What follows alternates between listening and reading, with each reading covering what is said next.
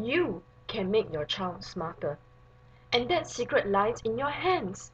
Your child will become smarter by simply believing that he can become smarter. This is not some BS motivational talk. This is solid science, proven by research. Let me explain. In an experiment conducted by Professor Carol Dweck using 100 over children, they were grouped into two groups. One group were identified to hold the mindset of fixed growth. That one is born with the abilities that they have. If you are not born with it, you will never get it. That's what this group of children thinks. The other group were found to hold a growth mindset, that with effort, one can overcome any barriers, including becoming smarter. And these two groups of children were followed for 2 years. What the researchers found was that the group with the growth mindset had a larger improvement in maths results as compared to the group with a fixed mindset. Why? Because those who believe that ability is fixed doesn't feel that they need to put in effort to score in a test. They believe they will get good scores just because they are born smart. Even when they have gotten answers wrong, they won't bother to find out what went wrong and how to fix it, because that will show their disability in being smart. Whereas those who believe that ability can be improved will always want to know what's the right answer, how to get the right answer, so that they can become better, and therefore they will put in the effort to learn more and remember more. That's not all. Students who believe they can become smarter are also more persistent in times of failure. And it makes sense. Because if you believe you can become better, you will naturally not be beaten by the one of failure and look forward to correcting your failure. These kids are usually the ones who will say, I need to work harder next time. I didn't put in enough effort. Maybe I should do more practice books.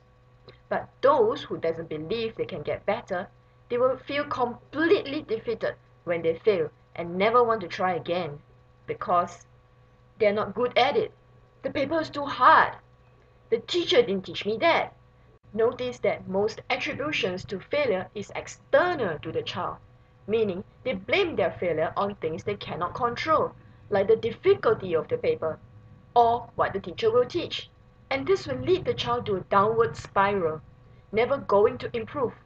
The worst is when the child starts lying, just so that he can preserve the throne of intelligence. For example, you might hear a child say, I was having stomachache when I was doing my paper. That's why I did so badly. Or even, I don't like the teacher. He doesn't know how to teach. What you can do as parents will be to emphasize on efforts, that it's effort that did the magic, or that it's the lack of effort that made him fail. Never, never say, you're so talented or you're so clever, because the moment your child feels that he's born with it, he will never put in the effort to improve and will never want to try again at the first instance of failure, because they will think, Mom and Dad thinks I'm good, and I like being known to be good. So I won't study for it so that people will just think I'm lazy and not that I'm not good. And this is how some parents suffer from the good kids turn bad syndrome, which I'll talk more about in another video. Also, when praising, praise the behavior, not the work. For example, say good use of colors instead of what a beautiful picture. The difference between the two types of praises is that one tells specifically what is good. So the next time the child wants to create another picture, he will remember to use colors. So in a way, you're not just encouraging your child to work hard.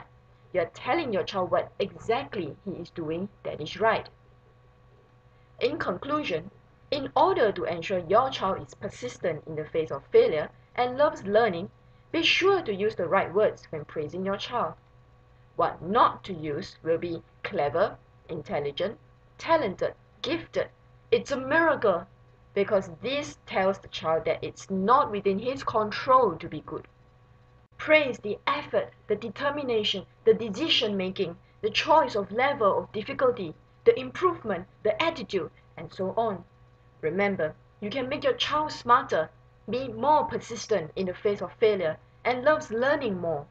Just choose the right praises. For more information on how you can phrase your praises, you can refer to this website.